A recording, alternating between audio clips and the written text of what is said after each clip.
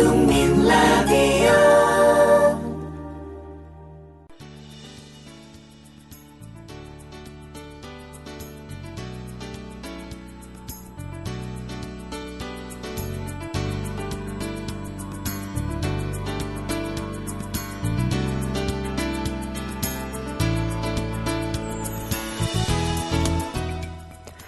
노혜경의 그 엽새. 어제에 이어서 또다시 한설야 이야기를 좀 하도록 하겠습니다. 예, 어제는 이름도 거창하게 신념과 영광 이렇게 표현을 했었는데요. 한설야는 말하자면 북한의 문학의 토대를 닦은 바로 그 사람입니다. 그리고 북한의 문인들이 김일성을 선택해서 그 김일성이 한 사람의 영웅이 되도록 민중이 기다리던 아기 장수가 되도록 만들어준 바로 그 사람이기도 했습니다. 예, 그는 나중에 교육부 장관과 문화부 장관을 겸임한 교육문부상의 문화상입니까? 예, 장관이 되기도 했었고요. 작가동맹의 위원장으로서 문학하는 사람들이 사회주의 리얼리즘 체계 내에서나마 나름 자유롭게 자기 자신의 생각을 개진하고 토론하고 그러한 토론을 통해서 이긴 문학이 중심 문학이 되도록 하는 그러한 작업들을 실질적으로 이끌어내기도 했었죠. 그런 한설야가 62년도에 숙청되었다라고 말씀을 드렸잖아요. 오늘은 그의 숙청 이후의 이야기를 하겠다는 게 아니고 결국은 숙청될 수밖에 없었던 그의 신념의 좌절에 관해서 이야기를 좀 해보고 싶습니다. 잠시 전하는 말씀을 듣고 돌아오겠습니다.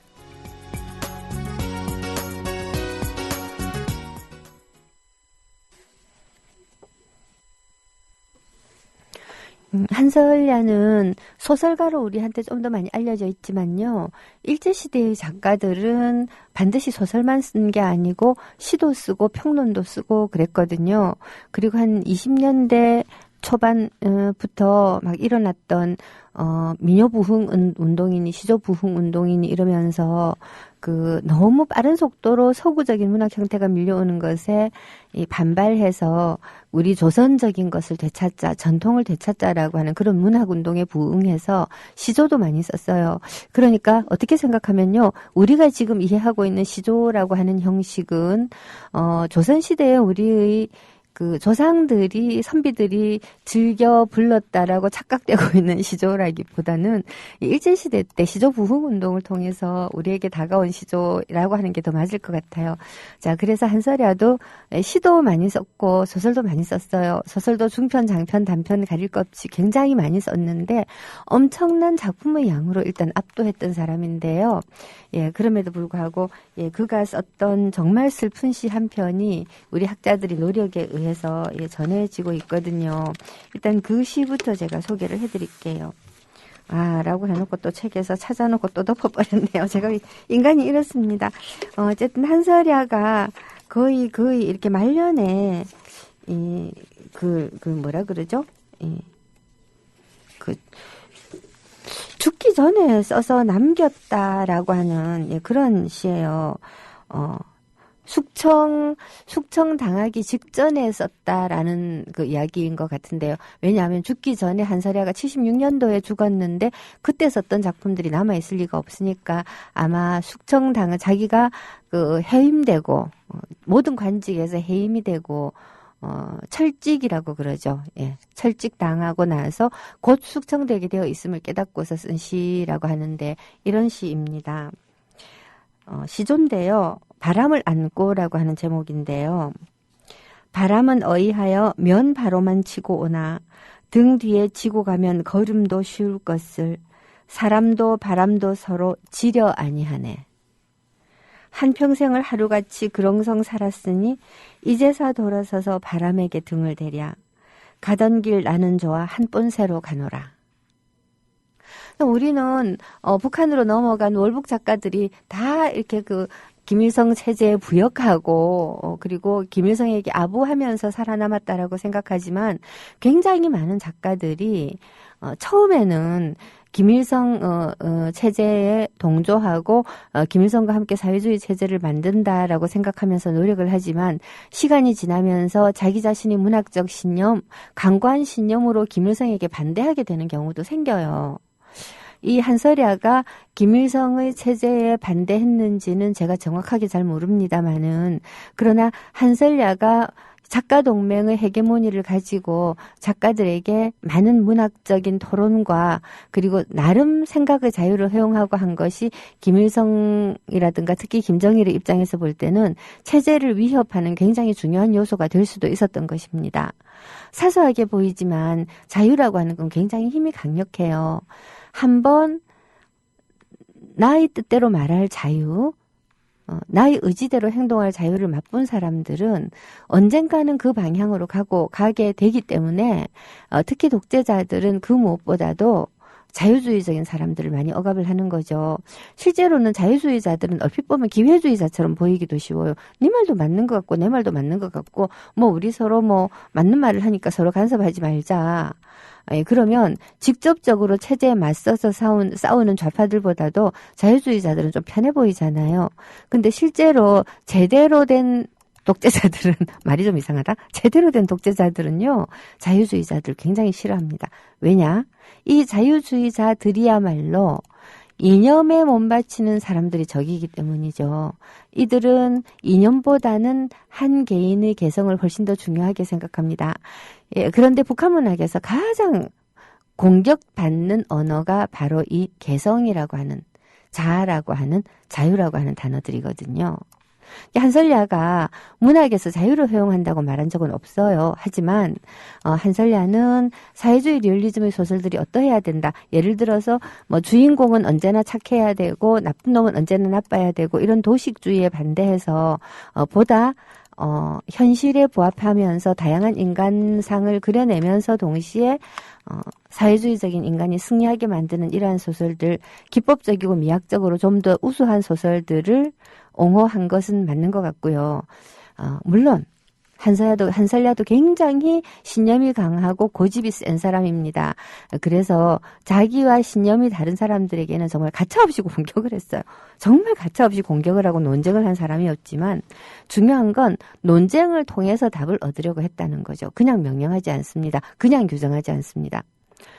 기본적으로 문학이라고 하는 게 어떤 작가의 마음속 신념으로부터 우러나오는 건데 그거를 외부에서 강제한다라고 해가지고서 그 강제가 먹혀들어서 작가들이 거기에 따라간다면 그건 어떤 의미에서는 진정한 문학도 아니잖아요.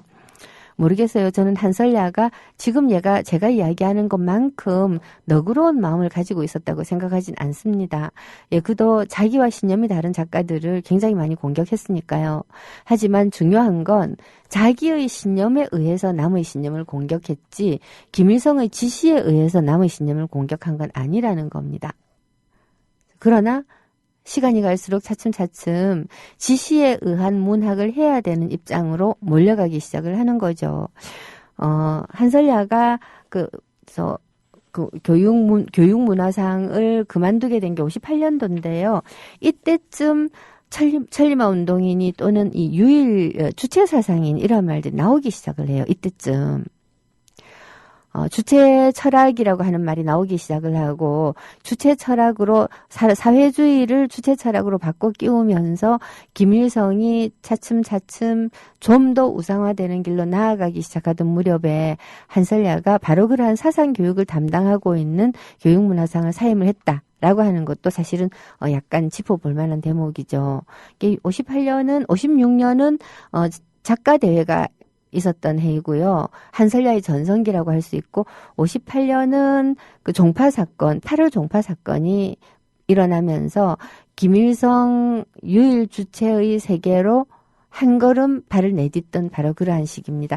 그런 한편 북한 사회주의 체제가 그야말로 완전한 성립을 향해서 달려가고 있었던 시절이기도 하죠. 사회주의는 일반적으로 학자들이 61년 정도의 체제가 수립되었다고 얘기를 해요. 노무현 대통령 때 그 국정원 기조실장이 되어서 국정원의 과거사 그 반성이죠. 과거사 반성을 주도하고 국정원 개혁을 책임졌던 그 서동만 교수. 북한 학자죠. 북한 역사학자 서동만 교수가 박사 논문으로 썼던 책이 북한 사회주의 체제 성립사라고 체제 수립사라고 하는 책인데요. 1945년부터 1961년까지를 다루고 있죠. 토지 개혁을 통해서 모든 농민에게 토지를 나눠주고 했었던 북한이 전쟁을 겪고 난 다음에 다시 전체주의 사회로 가기 위해서 농민들을 협동농장으로 묶어내는 일이 거의 완결된 시기가 이 시기거든요. 그러면서 우리가 알고 있는 스탈린주의적인 사회주의 체제가 북한에서 다시 한번 성립을 합니다. 자, 이러한 시기에 한설야가 문단에서의 헤게모니를 빼앗기고 쫓겨난 겁니다. 어떤 분은 그렇게 얘기를 해요. 한설야가 숙청된 이유가 김정일이 말하자면 이 당의 문화선전부를 장악을 하면서 한설야에게 도청을 붙였답니다. 한설야한테만 붙인 게 아니고 많은 사람들을 감시했겠죠. 도감청했겠죠. 근데 한설야가 그때 나름으로 문화계의 가장 우두머리로서 엄청나게 호화로운 생활을 했다고 해요.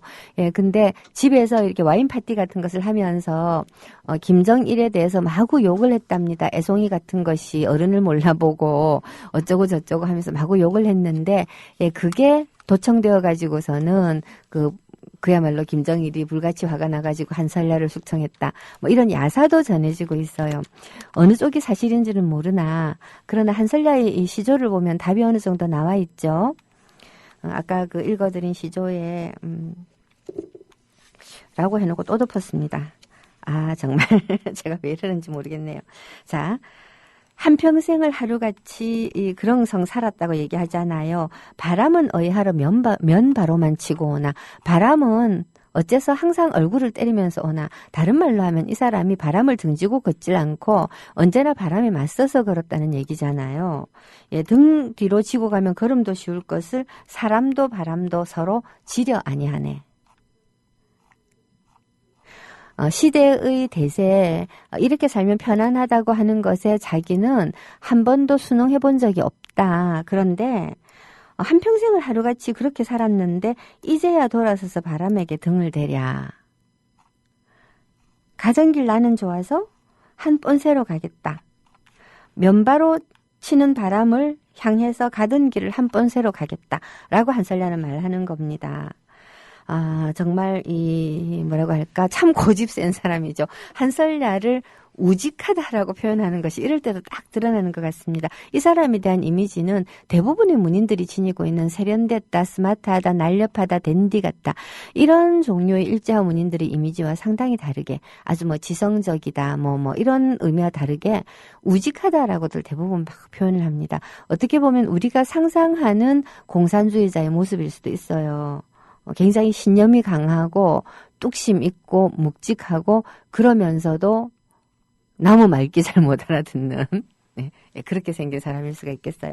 한번 인터넷에서 한설야의 사진을 찾아보세요. 정말 꼭 그렇게 생겼어요.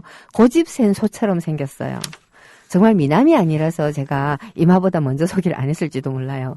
여하튼 이 사람이 숙청을 앞두고서 평생 내가 이렇게 살았는데 이제 와서 회절할 수는 없다라고 말을 합니다. 그 회절이란 무엇이냐?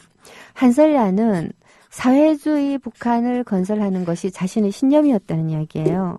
그리고 그 신념을 위해서 한설야는 김일성을 무한히 찬양하는 글을 썼어요. 김일성을 우상화하는 첫걸음을 거의 한설야가 떼었다고 봐도 과언이 아니다라는 말 아마 어제 말씀드렸던 것 같은데요. 그리고 이러한 한설야의 문학적 방법은 김정일에게 사실은 그대로 전해집니다. 한설야는 김일성에게서 민중이 바라던 것이 일제하에서 항일무장투쟁을 통해서 우리 민족의 고난을 타파하고 우리를 일제로부터 해방시켜준 구원자 일종의 메시아의 모습을 봅니다. 광복의 모습을 보는 것이지요. 그래서 한설야는 항일무장투쟁 지도자로서의 김일성의 모습을 굉장히 천착하는데요. 바로 이러한 한설야의 김일성에 대한 관점은 한설야가 숙청되고 나서도 북한 당국의 문학적인 관점 속에 스며들어 있다가 나중에 1967년 이후에 김정일이 6.15 문학창작단이라고 하는 걸 만들어요. 6.15 창작단은 한 문학뿐만 아니라 모든 분야에 있었지만 특히 문학에서는 김일성의 일대기를 소설화하는 작업을 통해 가지고 역사를 소설로 바꾸어서 새로 씁니다. 굉장히 긴 시리즈인데요. 예, 아마 첫 번째 책이 백두산 기슭기라고 하는 책이었을 겁니다. 고난의 행군 시절의 김일성 이야기를 다룬 그런 소설이거든요. 즉 항일무장투쟁 지도자로서의 김일성, 우리 민족을 일제와 맞서 싸워서 광복시킨 바로 그 사람이 김일성이라고 하는 이 이미지를 소설을 통해 가지고 새로운 역사로 사람들에게 풀어매김으로써 김일성을 정말 유일무이한 지도자로 만들어내는데요. 이 작업을 한설야가 제일 먼저 하는 거죠. 그리고 제일 강력하게 하고요. 한설야에게서는 작가로서의 자기 자신의 주체, 강력한 주체가 김일성이라고 하는 정말 꼭 필요한 주인공을 만나서 꽃피었다라고 이야기할 수도 있겠습니다. 그러니까 얼마나 그 자신의 신념이 눈앞에서 꽃피는 꼴을 보았으니까 얼마나 정말 작가로서 영광을 누린 사람이겠어요. 하지만 그 종말, 그렇게 신념을 다하여 달려왔던 것들이 종말은 결국은 한설야를 어떤 의미에서는 김일성의 2인자로 만들었기 때문에 그의 아들에게 숙청당하는 운명이었다라고 저는 생각을 합니다. 도리가 없는 거죠. 하지만 한설야는 시인이 아닙니다. 시인이 아니고요. 방금 제가 읽어드린 시조도 실제로는 문학적인 깊이가 있다 이런 거라기보다는 한설야라고 하는 사람의 마음을 잘 드러내는 시라고 볼 수가 있겠죠. 자, 제가 이 자유라는 얘기를 한설야 얘기를 하면서 가끔 했습니다. 북한에는 자유가 없습니다. 아니, 자유가 뭔지도 사람들이 모릅니다. 자유가 없다는 것은 있다는 것을 전제로 합니다만은 모른다는 것은 알지 못하면 영원히 모르거든요.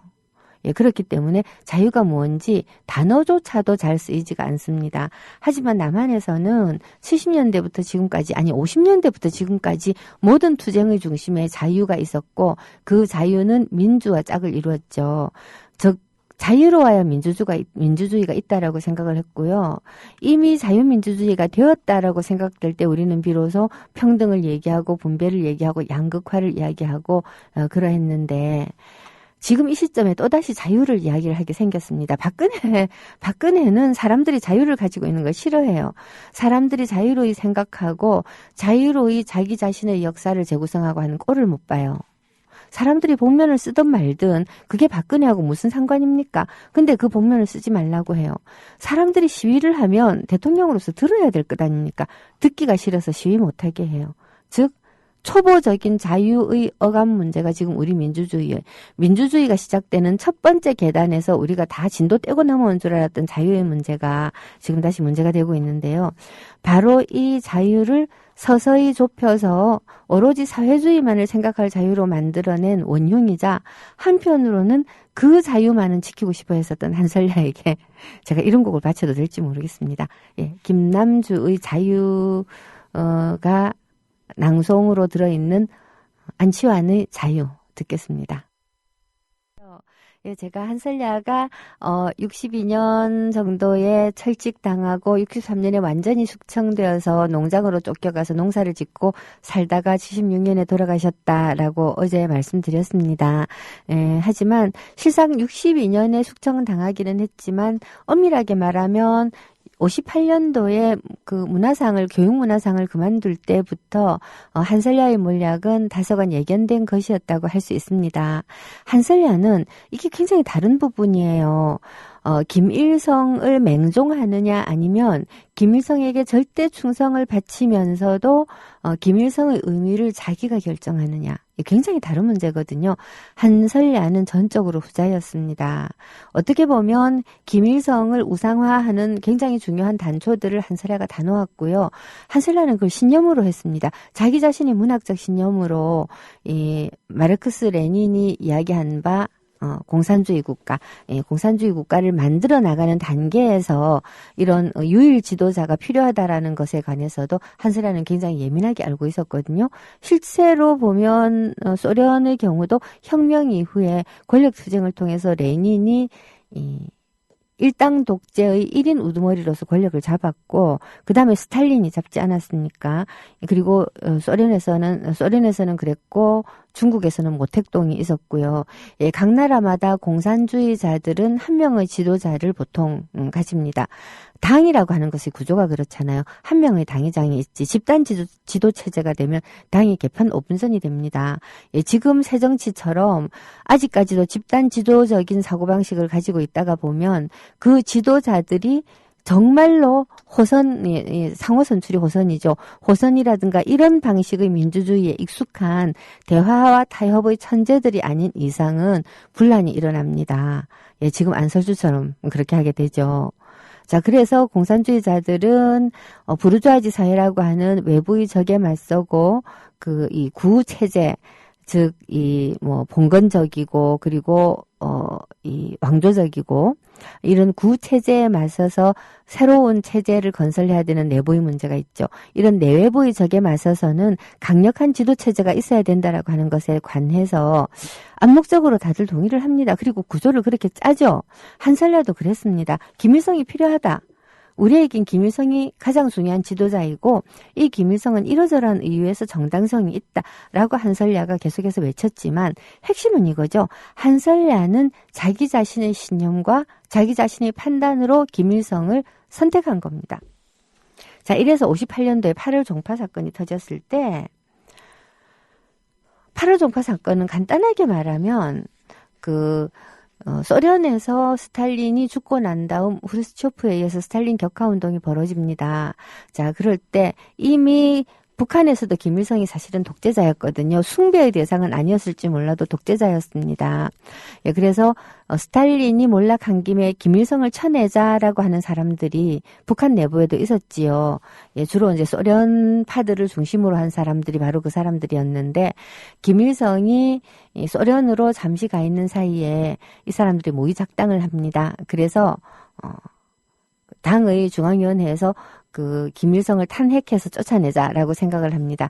근데 김일성이 돌아와서는 오히려 자기에게 맞선 사람들을 탄핵을 해서 쫓아내버린 게 바로 8월 종파 사건이거든요.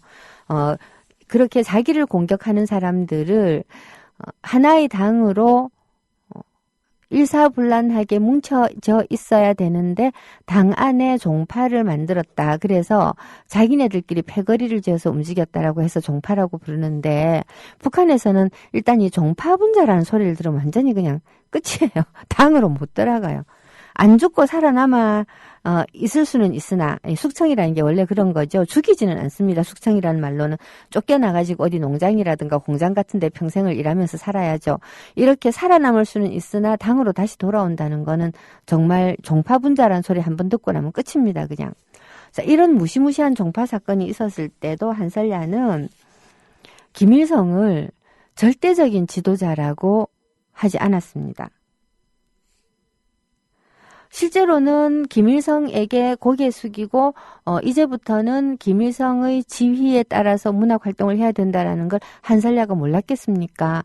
아무리 한설야가 우직한 사람이라고 하더라도 우직하다는 게 머리가 나쁘다는 뜻은 아니거든요. 성격이 우직하다라는 것이죠. 자기의 좋은 머리를 고집스럽게 자기의 신념을 지키는 데만 쓰면 그런 사람을 우리가 보통 우직하다고 하지 않습니까?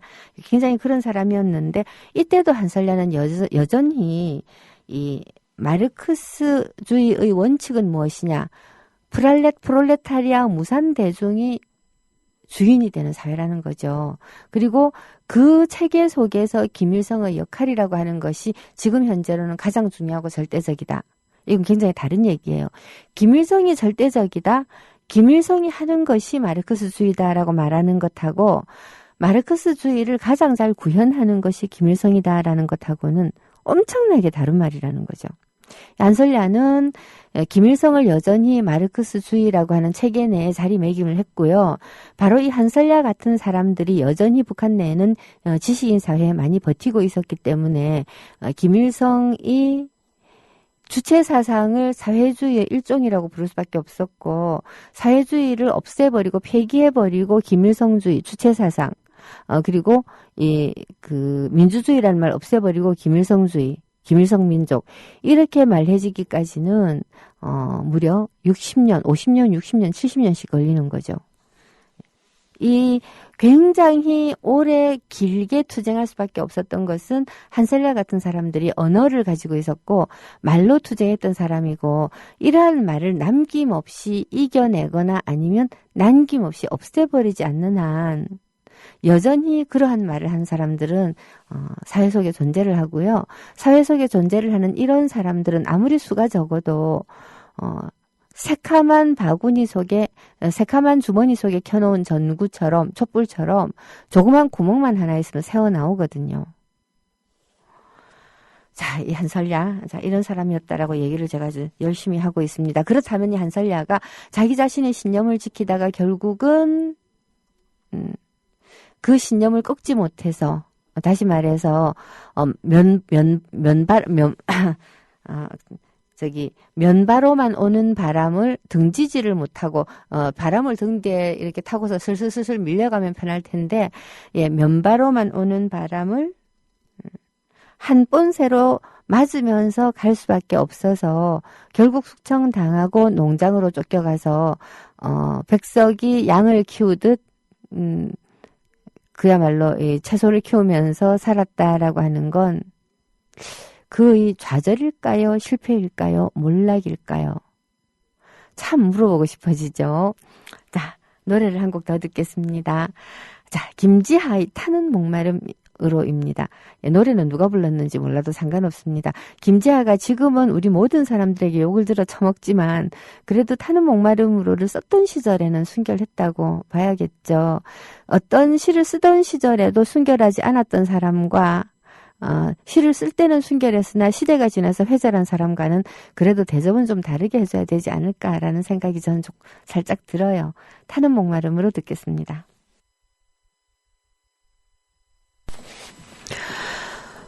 한설야가 북한 문학에서 차지했던 위상과 예, 그의 신념 그리고 그 신념의 결과로 그는 자발적으로 김일성 우상화의 문학을 만들어내었다라는 말씀도 드렸는데요. 그렇다면 이 한설야가 과연 김일성 우상화에 깊이 빠져들어서 자기 자신의 주체를 잃어버렸느냐? 그게 아니기 때문에 사실은 숙청당한 거잖아요. 한설야는 조국 건설을 하는 와중에서 이 민중에게 거의 우상화 수준으로 다가가는 김일성이라고 하는 지도자가 필요했다고 생각을 한 것이죠.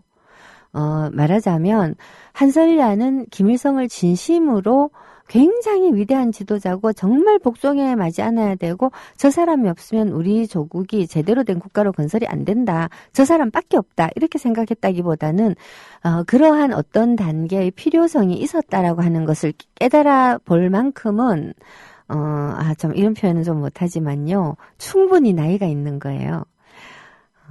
임화라든가 백석이라든가 하는 사람들은 뭐 차지하고라도 뭐 이태준이라든가 기타 등등 1900년대 이후한 그러니까 한설야보다 한 10살 가까이 아래여서 그 해방조국을 맞았을 때 30대였던 젊은 작가들도 많았지만 한설야는 해방조국을 맞았을 때 나이가 좀 있었어요. 그리고 나름으로는 중국도 가보고 소련도 가보고 그리고 파리도 가보고 동경도 가본 사람이죠. 세계적인 시야를 안목을 가지고 있었던 사람이라고 볼 수 있다는 거죠. 특히 세계평화회의에 참석했다라고 말씀을 드렸는데 맨날 이놈의 그 세계평화회의는 제가 제목을 까먹어가지고 이 회의가 굉장히 중요한데도 매번 이름을 까먹습니다. 평화수호 세계대회인가 세계평화수호 대회인가 하여튼 뭐 그래요. 프랑스 파리에서 열린 대회인데요. 여기에 한설야가 다녀옵니다. 그만큼 한설야는 세계사적인 견지에서 이 한반도의 운명이 어떻게 되는가에 대해서 관심을 가지고 있었던 사람입니다. 그러니까 김일성에 대해서 선택적으로 택했다라고 얘기할 수가 있는 것이죠. 자, 근데 실제로 이 한설야는 나중에 자기가 써놓은 소설들을 쭉 이렇게 보면 조금 재미는 없습니다만 그의 문제의식이 어느 방향으로 흐르고 있는가 하는 걸 굉장히 잘 보여주는 작가인데요. 대표작으로 우리가 들고 있는 것이 해방 전 작품으로는 과도기 그리고 황혼 이런 작품들을 들고 있고 6.25 전쟁 시기에 승냥이라고 하는 작품을 씁니다. 이 승냥이는 한마디로 이제 미제를 승냥이라고 비유한 그러한 작품인데요. 굉장히 전쟁을 고취시키고 전쟁에서 승리할 것을 다짐하고 그리고 미국에 대한 증오를 불러일으키는 이러한 작품이어서 한설야가 복권되고 난 다음에 금년에는 이런 신문기사가 나오기도 했어요. 승냥이라고 하는 작품이 연극으로 만들어져서 학교에서 상영된다. 거의 피바다 수준이죠. 예.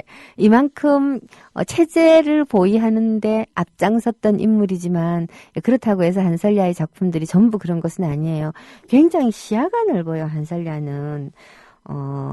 굉장히, 우리 민족이 어느 방향으로 나아가야 할 것인가에 대한 시야가 굉장히 넓어서, 디테일하게는 좀 문제가 굉장히 많을지라도, 학자들 입장에서 볼 때는 정말 탐구할 가치가 있는, 문학인이라고 하는 것이 우리의 이 근대 식민지 통치 시기에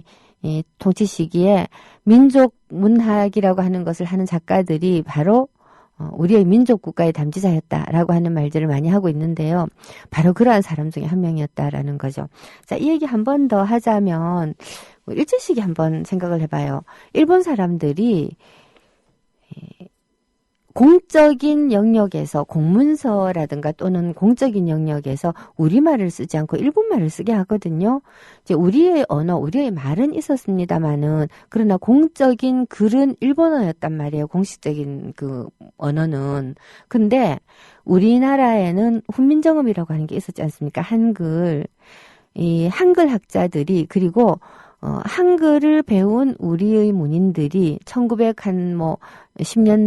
7년, 8년 이때, 4년, 5년 이때 신소설부터 시작을 해가지고, 3.1 운동 전후 해가지고서는 수많은 동인지를 펴내고, 그리고 우리말로 된 신문이 나오고 하면서 민간 영역에서 한국말로 된 글들이 쏟아져 나옵니다. 이게 되게 중요하죠. 33년도에는 우리말 조선어 표준말 맞춤법이 제정이 됩니다.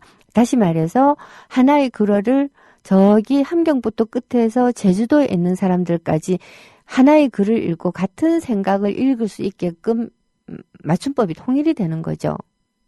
이렇게 되었을 때 공식 영역에서 일본어를 이기고 한국 사람들은 한국어로 된 문장을 읽을 수가 있게 되고 더 나아가서 이 한국말로 된 글 속에서 한국 사람의 정신이 보존이 되는 거죠.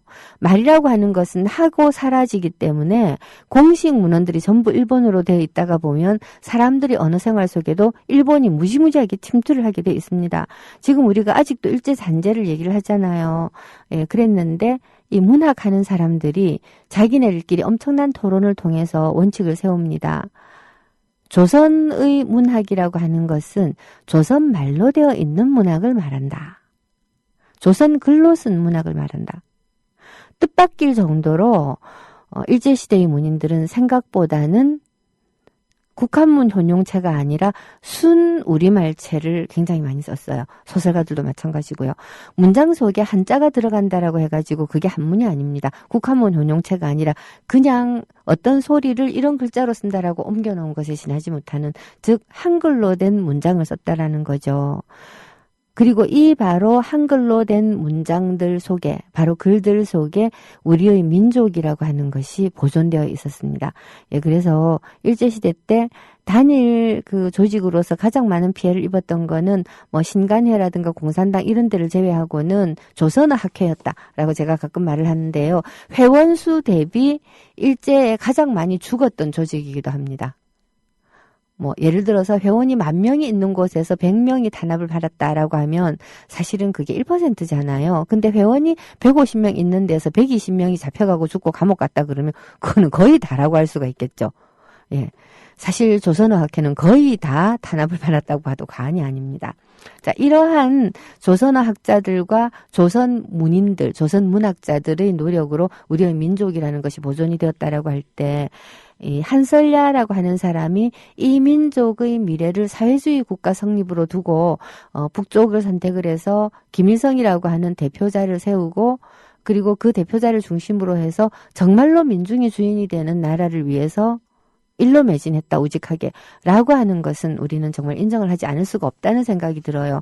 그의 실패는 결국 그의 행보가 하나의 우상을 만들어내는 데까지 갔다라고 하는 것 아닐까요? 이렇게 하나의 우상을 만들어내는 데까지 정치의 행보가 가게 되면 굉장히 슬퍼집니다.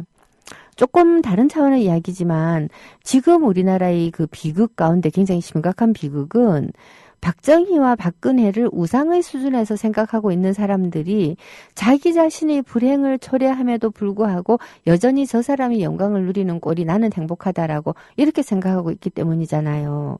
박근혜가 잘 되는 것이 어버이연합 할아버지들한테, 엄마 부대한테 사실 무슨 상관이 있겠어요.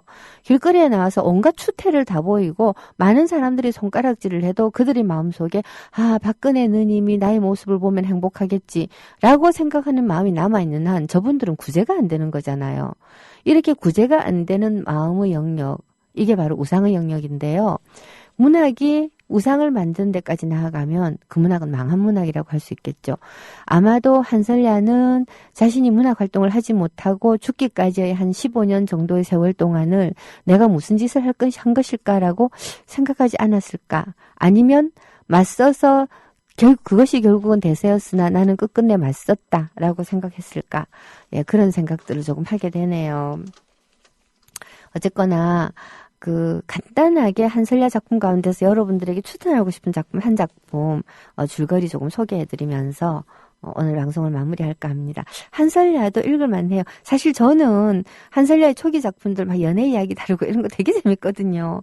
예, 근데 그래도 황혼을 소개를 할까 싶습니다. 이기영의 대표작이 그래도 뭐니 해도 땅이듯이 한설야의 대표작은 황혼이라고 저는 생각하는데요. 이 황혼이라고 하는 작품은 여주인공입니다. 려순이라고 하는 이름을 지니고 있는 여성이 주인공인데 소설이 1부, 2부로 되어 있거든요. 1부에는 이 려순이라고 하는 엘리트 여성입니다. 이 사람이. 비록 가난한 집 딸이기는 해요. 고학으로 학교를 졸업합니다마는 그래도 엘리트 여성입니다. 신여성이라고 할 수 있죠. 이 신여성이 어떤 회사의 그러니까 어떤 방직 공장의 사장의 비서가 됩니다. 사장의 비서라고 하는 건 여성으로서는 당시 여성으로서는 상당히 높은 지위로 올라갔다고 볼 수가 있겠죠. 그 방직 공장 사장의 비서가 되어가지고 그 방직 공장 사장의 생활이라든가 그 소위 상류계층 그 일제에 부역하면서 일제하에서 그 영화를 누리던 우리 사회의 어떤 소수 부역자들, 이러한 사람들의 삶의 형태가 잘 펼쳐지는 거죠. 그리고 그 안에서 이 려순이라고 하는 여주인공이 겪는 갈등, 이런 것들이 그려지고요. 2부는 이 여자가 방직공장 비서를 그만둡니다. 사장 비서를 그만둡니다. 그만두고는 다시 방직공장의 여공으로 들어가는 거예요. 그리고 그 여공으로 들어가서 그 안에서 자기가 보고 이렇게 또 움직이고 하는 노동자로서의 삶이 펼쳐지죠. 1부와 2부 사이에 이 미학적인 연결이 잘 안 되고 있다라고 하는 비판도 가끔 받습니다만은 그 미학적인 연결보다는 사회주의 리얼리스트들에게는 작품이 미학적이고 구조적으로 아주 잘 쓰여져야 하는 유일한 이유는 잘 읽히게 하기 위해서이거든요. 사회주의 리얼리스트들에게 더 중요한 것은 인간을 전형적인 인간상을 잘 보여줌으로 해서 그들을 통해서 사람들이 계몽되는 겁니다. 독자들이 그들의 삶을 통해서 깨우치고 계몽되고 새로운 사회주의적 인간형으로 스스로를 바꾸어 나갈 수 있도록 하는 것이기 때문에 미학적인 완결성보다는 한설야는 아마 고발하고 계몽하고자 하는 의도가 훨씬 더 컸을 것 같습니다. 이 려순이라고 하는 여자는 시골 태생인데요. 서울에 올라와서 과학을 했습니다. 그리고 가정교사를 하면서 여학교를 졸업하고 방직공장 사장의 비서가 되는데, 근데 이 가정교사를 하면서 그리고 사장의 비서를 하면서 가진 자들이 탐욕에 대해서 완전히 넌더리를 내게 되는 거죠. 그리고는 다시 공장 직공이 됩니다. 근데 이 황혼의 전반부에서는 이 작가는 식민지 지배 논리에 철저하게 순응하는 사람들, 오로지 내만 잘 살면 된다, 내 가족만 잘 살면 된다고 하는 사람들, 소위 말하는 자본가들. 이런 사람들이 삶이 얼마나 부도덕한가를 다루고 있고요. 그리고 이 후자에서는, 그러니까 이반부에서는 방직 공장의 노동자들과 되어가지고 이 노동자들이 얼마나 열악한 조건에 시달리고 있는지. 그런데 더 중요한 것은, 자, 이러한 삶에도 불구하고 노동자들이 스스로 주체가 되기 위해서 얼마나 애를 쓰고 있는지. 일제의 착취를 이중으로 견뎌내면서 얼마나 노동자로서의 존엄성을 회복하기 위해서 노력하고 있는지 이런 것들을 쓰고 있습니다. 이중으로 견뎠다는 거는 일제가 1930년대는 우리의 1970년대와 마찬가지로 농촌을 수탈함으로써 소작에 종사하던 사람들 또는 소규모 사형 농업을 하던 사람들을 몽땅 다 토지를 뺏기고 도시로 와서 가난한 노동자가 되게끔 했었거든요. 말하자면 1960년대는 1930년도의 되풀이였다고 할 수 있는 것이죠. 자, 이런 시기에 농촌에서 쫓겨나서 한번 일제의 뜨거운 맛을 본 사람들이 이제는 공장에 취직해서 자본가라는 이름으로 일제의 대리인이 된 사람들에게 수탈을 당하는 거죠. 자, 이런 것들을 그려내면서 한설야는 바로 이것이 계급 모순이라고 하는 거를 황혼을 통해서 잘 보여주고 있는 것이지요. 자, 이 작품 추천하면서 한설야의 이야기, 한설야의 영광과 몰락, 그렇게 제목을 붙일 수가 있겠군요. 여기서 접도록 하겠습니다. 네, 오늘도 노래를 한 곡 들으면서 마무리하도록 하겠습니다. 노차사가 불러드립니다. 함께 가자 우리 이 길을.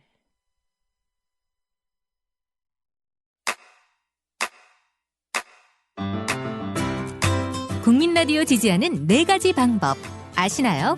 다운로드하기, 별점 주기, 댓글 달기, 구독하기. 국민 라디오를 보다 많은 이들에게 전할 수 있는 가장 손쉬운 방법. 다운로드하기, 별점 주기, 댓글 달기, 구독하기. 잊지 마세요. 다운로드하기, 별점 주기, 댓글 달기, 구독하기.